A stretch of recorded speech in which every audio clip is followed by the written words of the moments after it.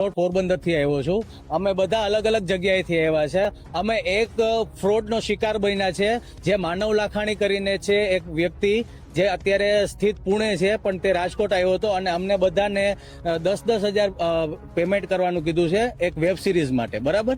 એ web series માટે આ બધા નાનકા છોકરાઓ બધા અમે 4 વાગ્યાના હેરાન થાય છે બધા।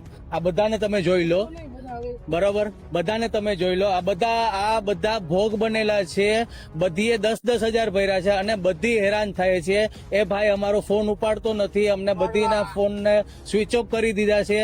અને જેટલા પણ ગ્રુપમાં છે, અહીંયાથી છે, રાજકોટથી છે, અમદાવાદથી છે, સુરતથી છે, બધા સાથે આ એક જ ફ્રોડ કરેલો છે, બરોબર। અને ટોટલ 80 વ્યક્તિ છે, 8 લાખ રૂપિયાનો ફ્રોડ કર્યો છે।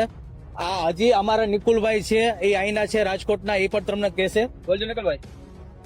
બધા અલગ અલગ ગામમાંથી ભેગા થયા છે અને બધા લોકોએ 10,000 રૂપિયા ડિપોઝિટ પેમેન્ટ કરેલું છે, જે શૂટ દરમિયાન અમને પાછા આપશે એવી વાત કરેલી હતી। અમે બીજા આખા ગુજરાતમાં થઈને 70 થી 80 લોકો છીએ, એમ કરીને ગણ્યા એટલે 7 થી 8 લાખનું ફ્રોડ કરેલ છે।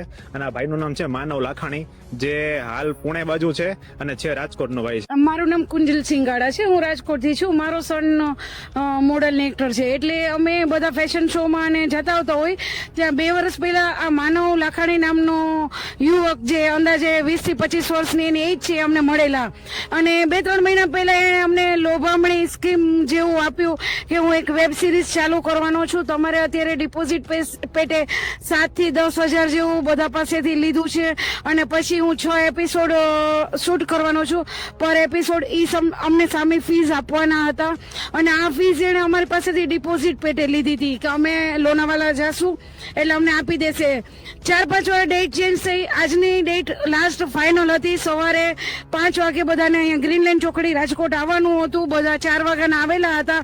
નાના અમારા બાળકો સાથે અમે બધા સવારના આવેલા હતા અને અમે અહીંયા એની બસની વેઇટ કરતા હતા, તો એ વારે ફોનમાં એટલો જ જવાબ દેતા હતા, હમણાં બસ આવે છે, હમણાં બસ આવે છે, 10 મિનિટ 15 મિનિટ 10 મિનિટ જવાબ દેતા હતા અને પછી ફોન સ્વિચ ઓફ કરી નાખ્યો। પાછો થોડી વાર એને ફોન ચાલુ કર્યો અને 12 વાગે આવશે બસ એવો ટાઈમ આપ્યો અને અત્યારે 12-1 વાગવા આવ્યા છતાંય તે હજી સુધી એની બસ નથી।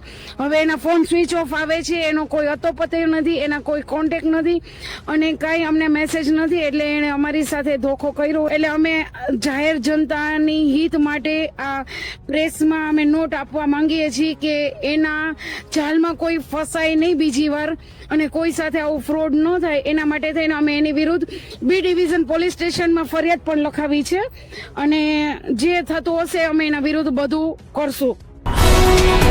ગુજરાતભરના તાજા સમાચાર મેળવવા માટે અમારી ગુજરાત નેશનલ ટીવી ન્યૂઝને સબસ્ક્રાઇબ કરો, બેલ આઇકોન પર ક્લિક કરો।